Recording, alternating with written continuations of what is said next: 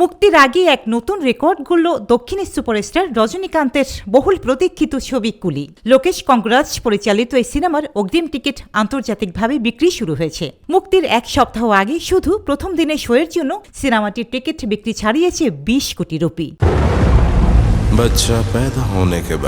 ভারতীয় গণমাধ্যমের খবর, উত্তর আমেরিকায় এই ছবি ঘিরে আগাম টিকিট বিক্রির উন্মাদনা রেকর্ড ছুঁয়েছে। একই ছবি মালয়েশিয়া, অস্ট্রেলিয়া এবং নিউজিল্যান্ডের মতো আন্তর্জাতিক তামিল হটস্পটগুলিতেও দারুণ সাড়া ফেলেছে।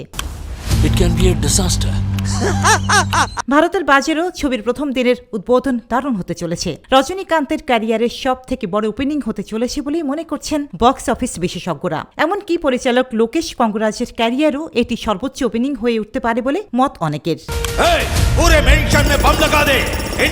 বক্স অফিস সূত্রে জানা যাচ্ছে, মুক্তির দিনে 120 কোটিরও বেশি আয় করতে পারে কুলি। আর সেটা হলে 50 বছরের ক্যারিয়ারে রজনীকান্তের ম্যাজিক আবারও প্রমাণিত হবে। উল্লেখ্য, আগামী 14 আগস্ট মুক্তি পাবে কুলি। ছবিতে কুলির চরিত্রে দেখা যাবে দক্ষিণী তারকা রজনীকান্তকে। গত শনিবার ছবির ট্রেলার প্রকাশের পর থেকেই ব্যাপক আলোচনা হচ্ছে সিনেমাটি নিয়ে। রোজিনা রোজি, देशकाल न्यूज। जानने के बाद भी तूने ऐसा सोचा। आया है